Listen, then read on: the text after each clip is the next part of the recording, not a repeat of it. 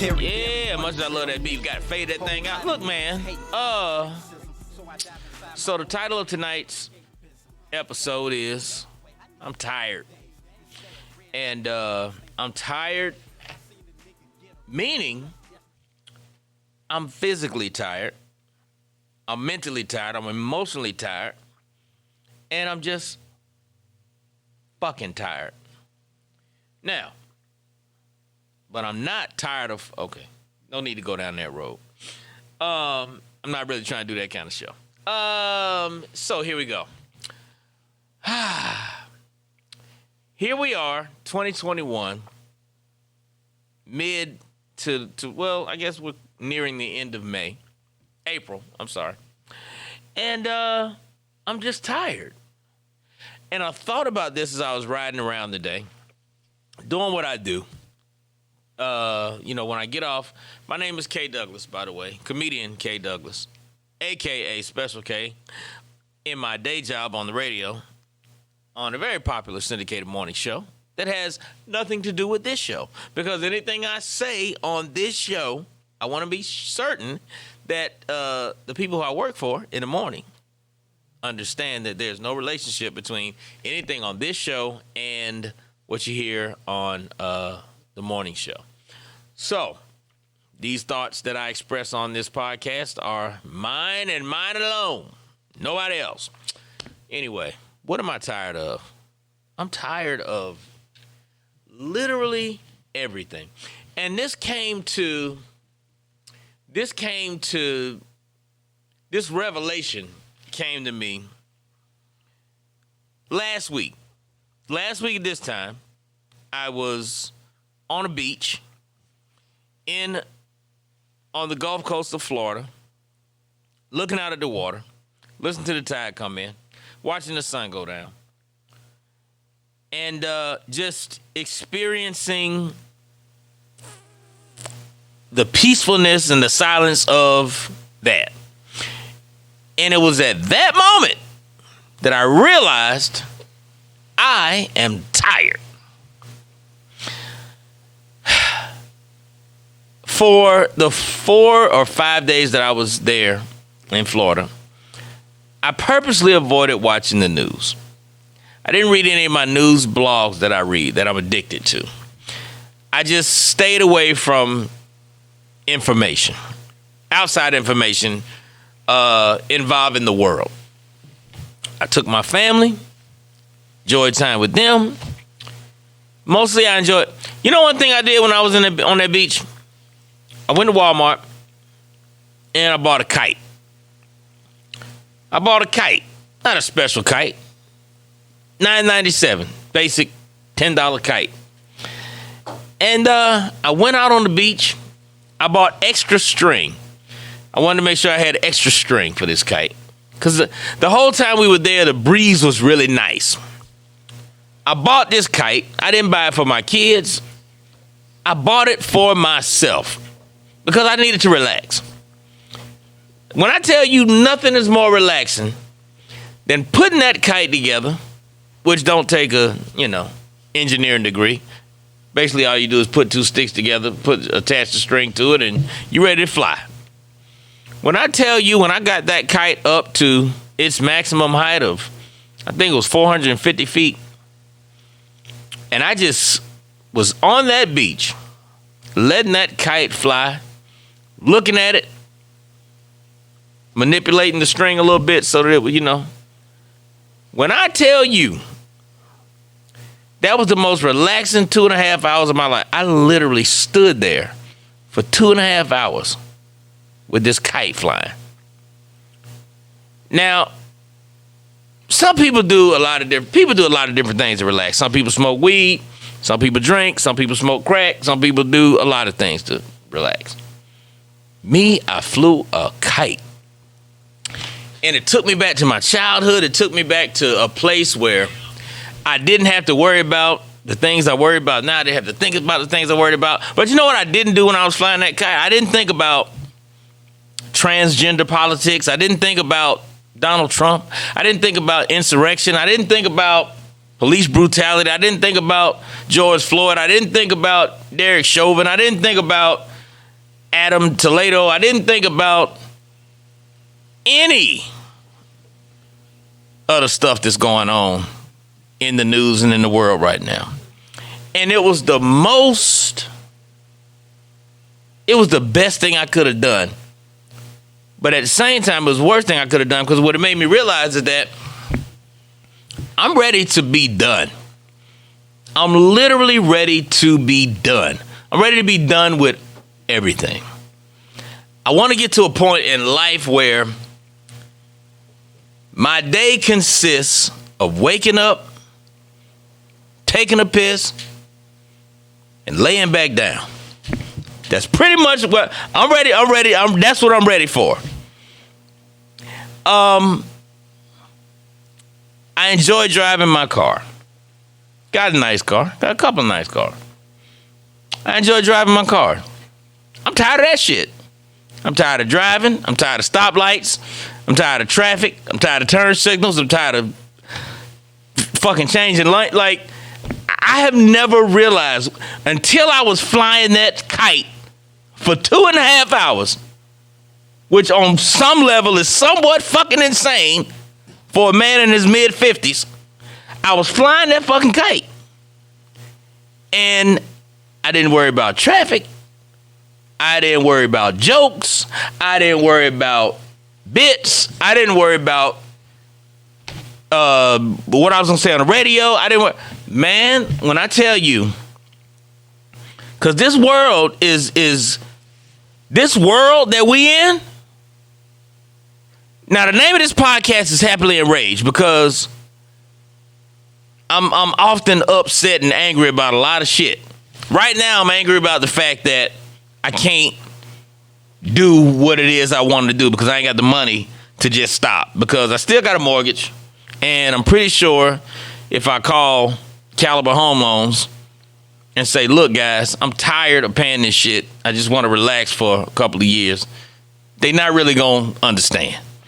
And they not really going to go along with that. They're going to be like, well, you could be tired all you want to be, but you're going to be tired and fucking homeless, because if we don't get this mortgage every month, we got a remedy for that. It's called foreclosure. So that's not going to happen, all right? Navy Federal ain't going to allow me to say, look, I'm tired of making these car payments. Can I just, kind of like relax? I'm going to stop working for a couple of years. Can I just not pay this shit? They're going to say, yeah, you ain't got to pay it, but it's going to be some folks out there about 5 a.m. Yeah, they got a little snatch. They got a little thing called a snatch truck. And it's going to grab that nice little whip you got out there. Yeah, it's going to grab that. And, so you could be tired and you could be all that, but you're going to be doing it on the bus, on the Uber or Lyft or something. So I can't stop what I'm doing. But when I tell you, when I got back from Florida and I got back to the news, I got back to the radio show, I got back to the world, I realized how fucking annoyed I was with everything. All this shit. Everything. It's like it all just came rushing back.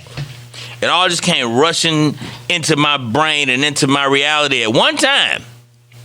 I came back and I started back hearing people arguing about take the vaccine, don't take the vaccine. If you take this one, then you shouldn't take that one. If you take this one, you're going to die. The white people trying to kill, like all this shit. I'm fucking tired of hearing about it. Tired of it. One reason I'm tired of hearing about the vaccine, let me just veer off into this real quick. One reason I'm tired of hearing about the vaccine, because I'm hearing people arguing about it that have the argument is not based in any type of scientific background. That bothers me. Because if you're going to argue a point, you got to have some type of basis of fact and empirical data to base your opinion on. That's just me. That's the way I argue. Like, if I'm going to argue about football, if I'm going to argue about NFL, if I'm going to argue about play calling and things like that, I'm coming at it from a standpoint of, this is something I've been watching for 40 years.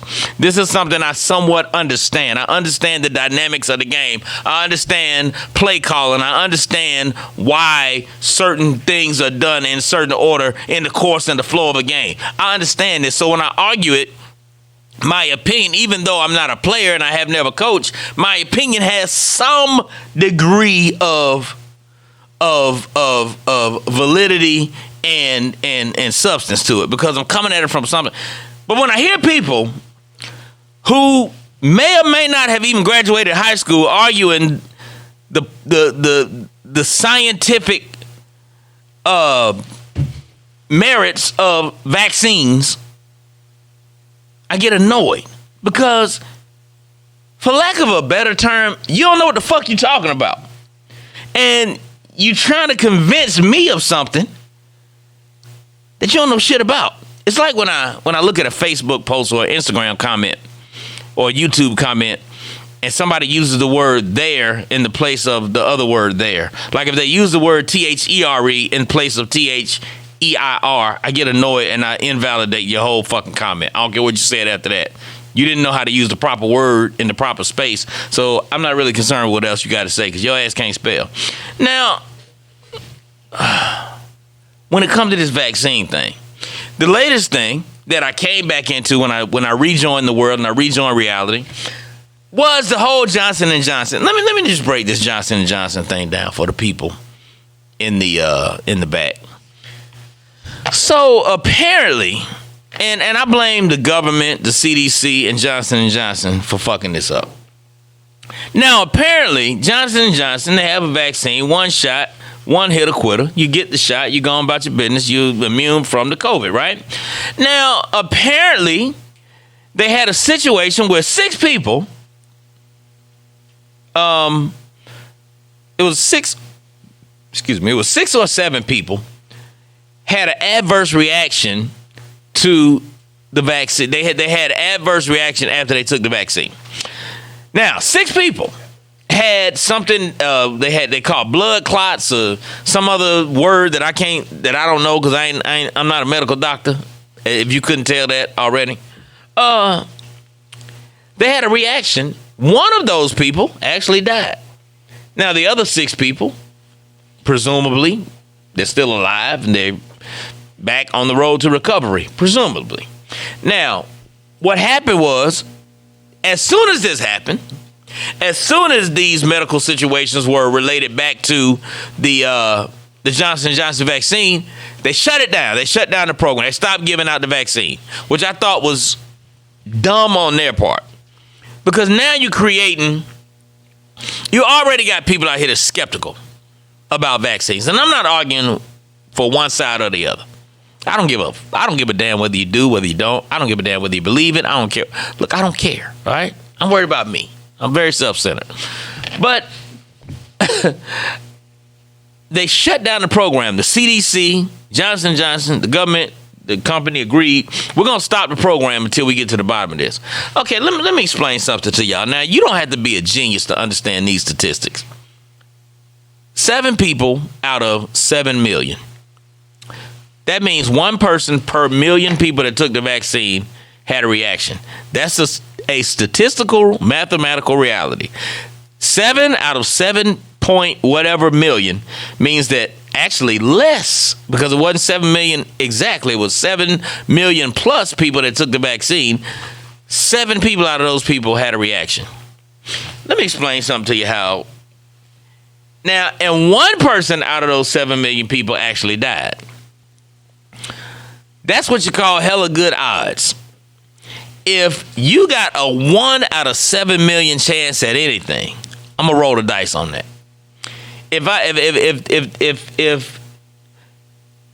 To put it in perspective, people started freaking out saying, "See, we told you, take that vaccine. Hey man, you took that Johnson & Johnson, man. Hey man, you might not make it through the week. Bullshit." And here's why it's bullshit. 7 out of 7 million. That's less than shit. I don't even know how to do the math on that, but I'm guessing that's less than 0.000.1% or somewhere close to it. Deaths and injuries involving elevators or escalators kill about 30 and seriously injure about 17,000 people each year in the U.S. 30 folks die on escalators and elevators. Now, escalator, I can see that. You walking, you got bags in your hand, you trip, you tumble all the way to the bottom, bust your head to the white meat, you die. I get that. I can see that happening. Now, how the fuck you die in the elevator? That's beyond me. I don't know how you die in the elevator. You get in, you push a button, you stand there. I don't know what the fuck you doing to die in the elevator, but I'm guessing if you find a way to die in the elevator, you deserve to be dead. Odds of death in the Grand Canyon, 1 in every 400,000 visitors. 1 in every 400,000, not million, 1 in every 400,000 visitors to the Grand Canyon fall off a cliff somewhere and die. I get that too because white people. I can guarantee you that one person out of those 400,000, I guarantee you his name is not Jamal or Keisha. I guarantee you that. If I don't know nothing else, statistically speaking, the odds of a black person falling off a cliff and dying in the Grand Canyon is below zero. Cause that just ain't no shit we do. If you polled heaven right now, all the people that have died in the history of death, and all the black ones, I can guarantee you none of them will say, St. Peter, you know how I died. It was in the Grand Canyon. I fell off a cliff. We don't get that close to them fucking cliffs. We observe from a distance, we take a nice picture, and we keep it moving. Dying from, and actually in the Grand Canyon, you know what's more likely to happen to you? You're more likely to die of heat or dehydration. Now, dog bites. 1 in 118,776 people die of dog bites every year. Okay, now, black people, this might involve us because, we live in areas that tend to have, like, the type of dogs that'll kill you. Pit bulls, German shepherds, Rottweilers, things of that nature. We do have a tendency to be around dangerous dogs. So I'm guessing those people might have been black. But these are all statistics that's way less than what happened with that Johnson & Johnson vaccine. Now, here's one for you. 7 people died from poisonous mushrooms last year in the United States. 7 people died from poison. Now 7 people got sick from the vaccine. 1 person died. 7 people actually died, and they call it foraging plants and mushrooms. Once again, I guarantee none of those 7 people last name or first name ended in IOUS. No Jadavius, no Shadavius, no Sharavius, no Jaquavius. It wasn't no black person foraging for plants and mushrooms. So, again, there's so many other ways to die that nobody's panicking about, but it's more people than died from Johnson & Johnson. The odds of a person choking on food is 1 in 2,535. That means you got a pretty good odd that you would die choking on a double cheeseburger than you will of dying from the Johnson & Johnson vaccine. 1.6 deaths per year per 100,000 people. The chances of dying from falling airplane parts are 30 times greater than the chances of being killed by a shark, which is 20 times greater of being killed by a vaccine. In other words, people, elephants, I ain't finished. Elephants kill approximately 250 people per year. Now, I'm guessing this ain't in the United States because I don't see too many random elephants walking around in the U.S. Now, I guarantee you, if an elephant does kill a person in the United States, again, it's going to be a person of the Caucasian persuasion, because if there's a wild elephant somewhere, it's a white person willing to try to ride that motherfucker. I'm telling you now, if a black person or a group of black people see an elephant, I can pretty much guarantee you we ain't about to get run over or grabbed or nothing, because we getting the hell on. We don't fuck with an animal we can't pick up. It ain't happening. Crocodiles kill people. More people than the vaccine. Sharks, the odds of being killed by lightning are 1 in almost 2 million. Now that's less than the odds of, or rather that's greater than the odds of the 1 in 7 million that died from the vaccine. A bee sting, 1 in 5.5 million. And falling airplane parts, 1 in 10 million. So, the point I'm trying to make is, people, relax. If you got the Johnson & Johnson vaccine, relax. Statistically speaking, you're going to be fine. You're going to be all right. Your ass will probably die from something else, but it ain't gonna be from that. The other thing I came back to is, of course, we got trials going on with police killing black people. This ain't nothing new. If you listen to Richard Pryor record albums from 1974, 75, he was talking about police killing black people. 1992, Rodney King. That was what, 25, 30 years ago? This shit ain't nothing new. White people, hell, the police was put together to kill black people. That was their whole purpose. They was organized back in the 1800s as slave catchers. And what did slave catchers do? They didn't just catch slaves and take them to Burger King and then return them nicely to the plantation. They caught slaves most of the time and killed them for running away. That's what the police are. The police are modern day slave catchers.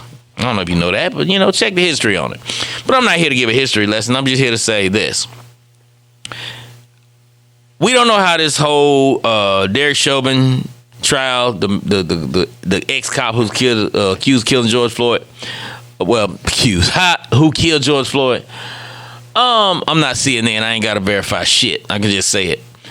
We all saw it. 9 minutes, knee on the neck. Come on, man.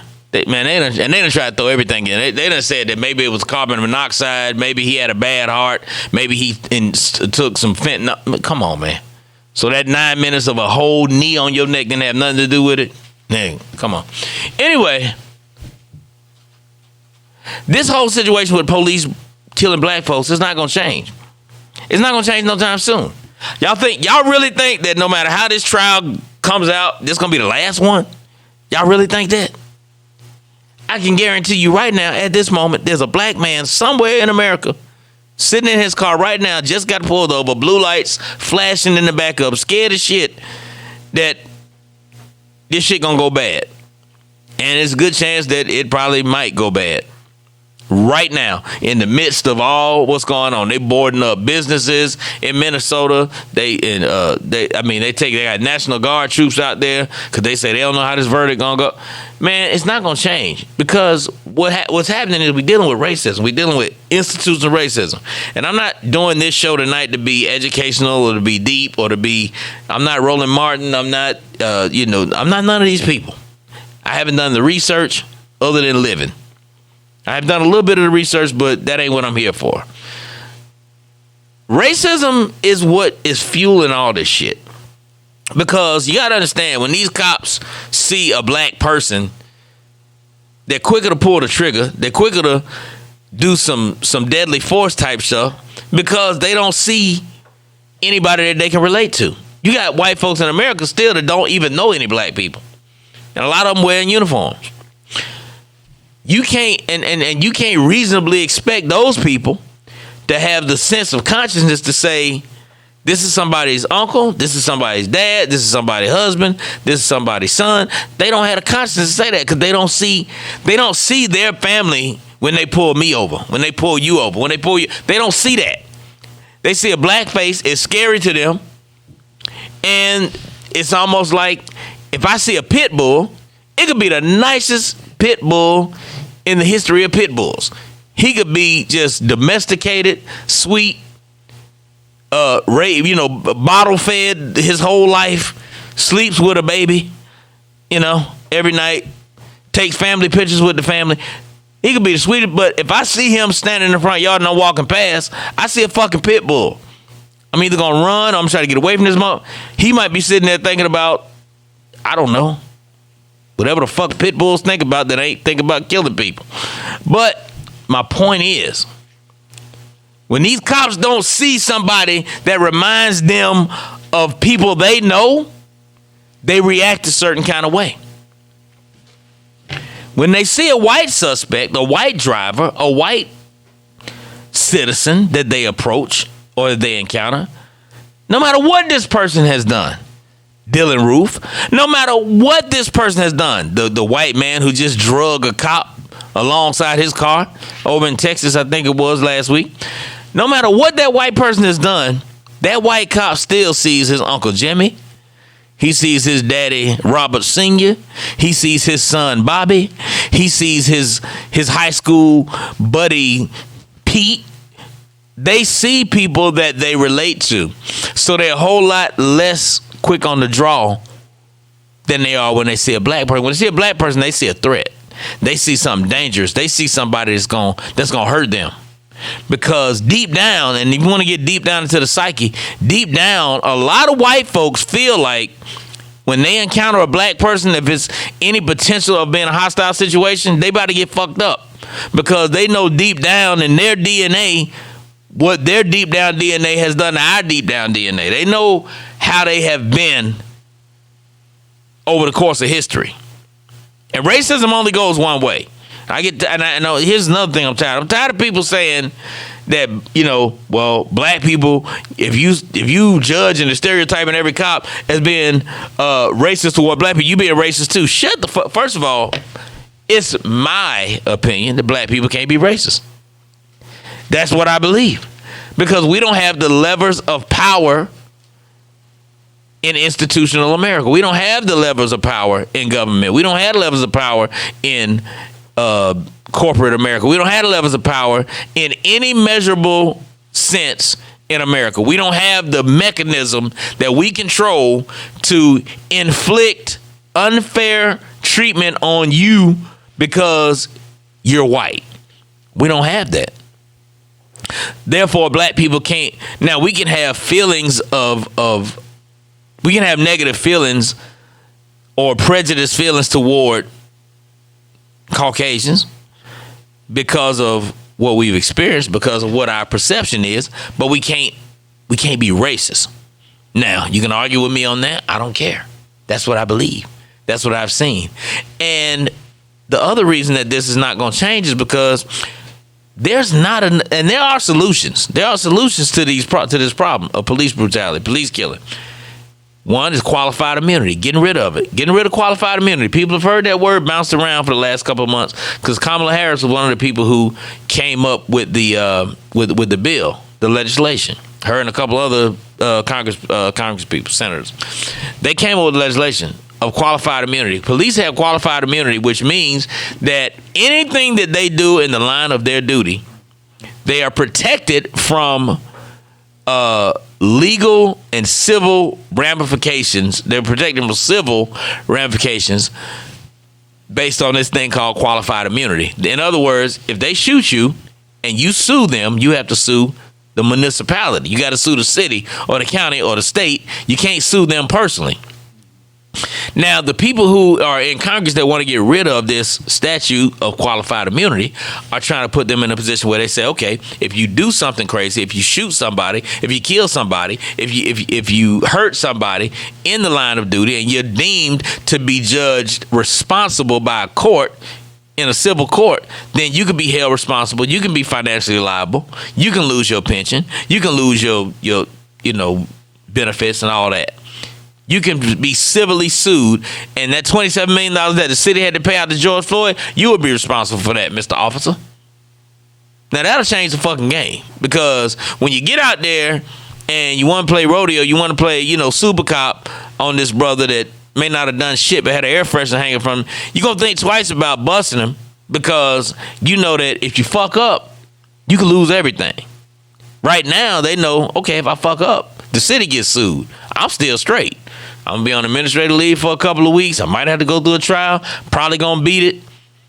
And I'll be good to go. We got to get rid of that. And you got to change people's attitudes. You got to change the majority of people's attitudes. The majority of people's attitudes ain't going to change because white people don't understand racism. White people don't understand racism. You got probably, and I'm just pulling these numbers out of my gluteus maximus. You probably got 60% of white people that just don't understand racism and how it works. You got another 30% that understand it but are cool with it and don't want to change it. And then you got another 10% that might have right, 60, 30, 10. You got another 10% that just don't give a fuck. Like, they don't care that it ain't right. They don't care that. And the ones that don't understand are the most dangerous ones, because if you don't understand something, you don't have no desire to try to understand it, because to you, it's not even maybe a real thing. I had this conversation with a white friend of mine years ago. I said, trying to explain racism to a white person is like trying to explain the concept of wetness to a fish. A fish don't understand when you tell him he's wet. He don't get it, because every day of his existence has been in this environment of water. He been wet from the time he came out of his... Okay, I'm not sure how fish are born, but I'm thinking it's the same way people are born. I'm guessing they come out of vagina somewhere. Well, they hatch eggs. And look, I ain't no fucking marine biologist, all right? I'm a comedian. I don't know. But... however they're born into water. The motherfuckers ain't born on land and then jump in the water. They're born into wetness. That's how white people are with racism. They're born into racism. They're born into a society where everything they see, hear, experience, learn is based in white supremacy. Every image they see of beauty, from the time they're a little kid, it's not Naomi Campbell. It's not, none of these others. It's not Beyonce. You take a 40-year-old white person that was born in the late 70s. I think my math again is right. They're not born with a black face as a standard of beauty. They're not born seeing black faces as the standard of power, as the standard of authority. We didn't have a black president until 2008. And that fucked a lot of people up, because my kids, that was the first president that they were conscious of seeing in the White House. So they grew up with the image of the ultimate power figure in the world being a black man. Now, white people, you show me a 50-year-old white person that ain't got no racist views, and I'll show you a fucking unicorn. You show me a 50 or a 60-year-old white person that don't have no racist views, it's almost impossible, because this is the world they were born into. This is the world that they came into the world. All the movie stars, the top movie stars were what? White. All the NFL coaches, white. All the NBA coaches, white. All the heroes that you saw on Saturday morning cartoons, pink, but that meant white. Fred Flintstone, white. The kids on Scooby-Doo, white. Everybody, the fucking monsters, the Addams Family, Gilligan's Island. Wasn't no niggas on Gilligan's Island. Them motherfuckers who figured out how to get off the island, everybody was white. Everybody that was cool, everybody that was dope, everybody that was doing whatever, was all white. It wasn't until the mid-'80s, early '90s when you started seeing black faces in those positions. And those were very, and being the first black anything is still celebrated. We just got the first black head coach at University of North Carolina this month. It's a big deal, because in 2021, first time they ever had, I don't think there's a black head coach in the SEC. Peanut Gallery. Is there a black head coach anywhere in the SEC? Alabama. Any major? Since when is Nick Saban black? Basketball. I mean in football. Okay, I'm sorry. Any black head coaches in football in the SEC? Look what it took. It literally took an act of Congress, literally, to get a black head coach in the NFL. To get NFL teams to interview black coaches for head coach positions, it took a literal act of Congress to make that happen. And that wasn't until what, the 90s? So what I'm saying is, the racism thing is deep, and it's not getting shallow anytime soon. It's something that we're going to have to deal with. It's something we're going to have to cope with. And I don't know how this trial is going to work out. I don't know what's going to happen from it. I got a feeling that no matter which way it goes, we're not going to be happy with the outcome. And we're going to have to just get ready for the next one because the next one is coming. The next one is coming. You got a group of, and I try not to, I intentionally said I wasn't going to do politics on this podcast. Not heavy. Because it's heavy and it's deep. And it's enough of that shit. You got a group of white folks in Congress right now that want to put together this special caucus that, okay, see, I'm already fucking up because I said caucus. Niggas out there went to school with me that have no idea what a caucus is. It's a group of white folks. I'm going to put it in layman's terms. A caucus is a group of white folks in Congress that decide that they all want to get together and do some shit.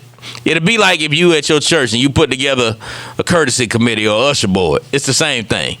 A caucus just means a group.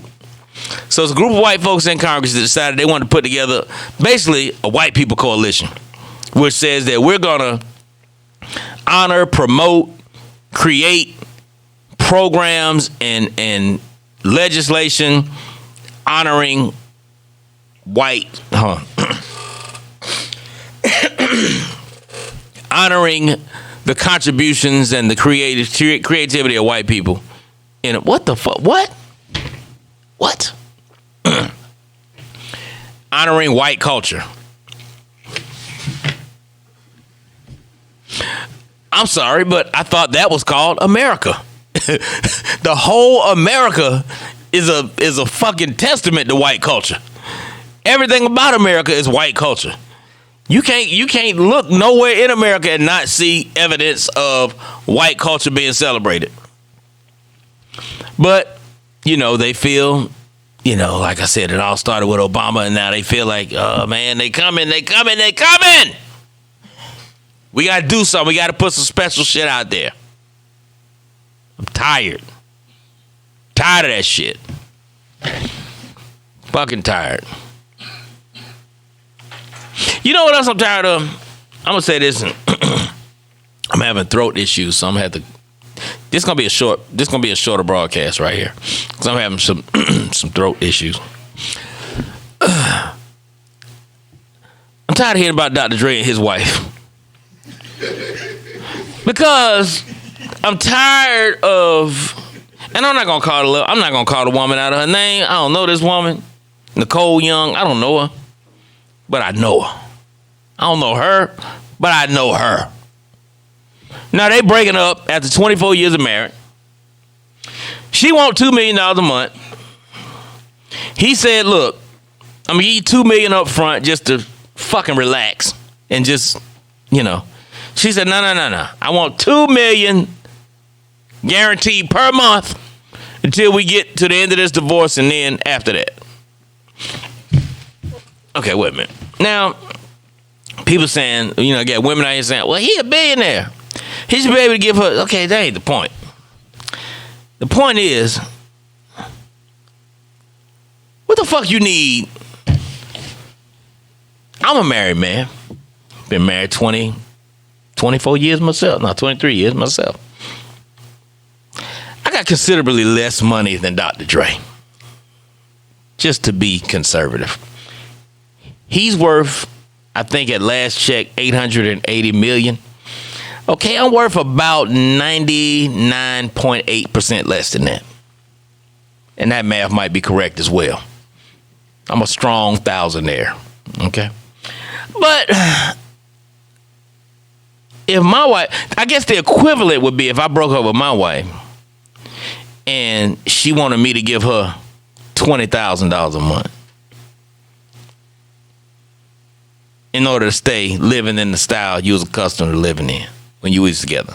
All right, first of all, we ain't living that goddamn good as it is, and we together.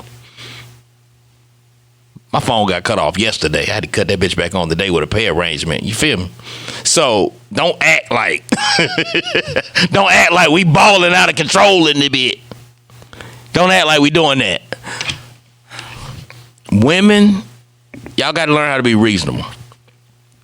Now, I'm pretty sure, I guess what I'm tired of people talking about it, because the people talking about it don't have nowhere near Dr. Dre money. The people talking about it and arguing about it, you ain't got his money. She ain't got her money. You barely keeping the lights on in your own house, but you arguing about what this man need to get. Man, let me tell you something. He gonna give her what he gonna give her.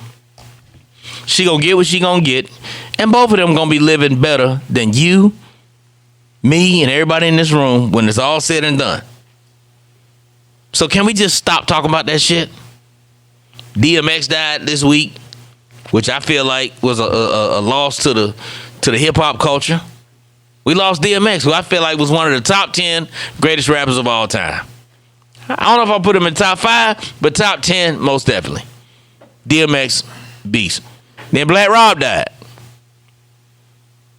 People was mad at Diddy, because Black Rob passed. Now, you know, Black Rob had a big hit in 2001, Whoa. Dope-ass hit, you know, big party song. Didn't really, you know, unless you're a real hip-hop head, I don't really know what he put out after that, but that was his monster hit.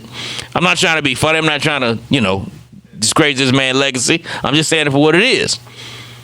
But people felt like Diddy, and I don't talk about entertainment either, because I don't give a fuck about entertainers. But people talking about Diddy did him wrong in his latter days of sickness and falling on hard times by not looking out for him. Again. I'm tired of people talking about other folk money. If Diddy gave that nigga $20,000, if he gave him $20 million, it ain't my fucking business. It ain't your business. The man is gone. I'm pretty sure Diddy gonna make sure his family get him a nice funeral, nice send-off. You know what I'm saying? I'm pretty sure he gonna take care of that. Let that shit go. Stop worrying about that. We got real shit to worry about out here in the world. Stop worrying about other folks' money. Worry about your goddamn money. Because most of y'all ain't got none. Me included. Anyway. What else am I tired of? I'm tired of the fact that it's hot as fuck in here. I'm sweating. And I got a toothache. And I got a throat issue going on. I feel like I got dust in my throat or something. So, what I'm gonna do, I'm gonna wrap this. We're gonna post this thing. Y'all gonna check it out on YouTube. Go in the comment section, man. Let me know what you think. I got some weird thoughts, man. My thoughts be kind of all over the place, but I need an outlet to get it out there. I need an outlet to get it off my chest. Like I said, I'm tired, but I'm gonna keep pushing because I ain't got no choice. I ain't got enough money not to. So I'm gonna keep pushing. And I'm not pushing for me. I'm not pushing for my kids. I'm not pushing. Well, here's what I'm pushing for. I'm pushing because homelessness sucks. I don't want to experience that. Not having a car sucks. I don't want to experience that. So for that, I'm going to keep working, keep pushing until I figure out some other way to do this shit. Hopefully I win the lottery. That would be nice. I have a different way of looking at winning the lottery. Like, I want to win it for $100 million, but I want to win it for $100 million so I can give $90 million of it away. Just because I just don't want to be bothered with it. I keep just enough that I ain't got to do shit but go on the beach and fly kites. But the other 90 million, I give it to people just to leave me the fuck alone. Oh, everybody coming up. If I hit, everybody coming up. All y'all getting money. I don't even know you two. I'm going to give y'all money. Because I don't want to be bothered with that shit. You know what the best way to win the lottery would be? Now that you think about it. You don't want to be that dude that wins the 300 or 500 million. Because your shit is all over the news. They post it. You gotta be on TV. You got people interviewing you. You know you want to be. You want to be the dude that win it for 17 million. You hit for 17 million. That shit don't even be on. That shit don't even be on the news. You just get your little money. Cause out of 17 million, what you walk on with? About 8. How many people wouldn't take that deal? Anybody here wouldn't take 8 million just off the rip? You show me a man over 50 that don't need $8 million and be happy with it. Shit. Come on, man. Anyway, that was just a random thought that had nothing to do with nothing. I'm about to get in my vehicle and head on to the house, take me an Advil, go to sleep, and get up and do this morning show tomorrow. The morning show, once again, has nothing to do with this show. This is a podcast, man. K Douglas, a.k.a. Comedian Special K. Got some dates coming up. I don't know right off the top of my head. I know I'm doing Chuckles in Jackson, Mississippi, and I think Memphis. When I come back and do the next podcast, I have those dates so that you can start doing what you got to do to come see me live on stage doing my thing. I'm actually pretty funny. Sometimes, most times, 90% of the time, it's worth it. But my tickets ain't really expensive, so it's, it's like $15, $20. It's worth it. Let me put on my smart glasses. Y'all know these ain't real glasses. They just make me look like I know what I'm talking about. And we can go on and play that music, man. I can go on and ride out.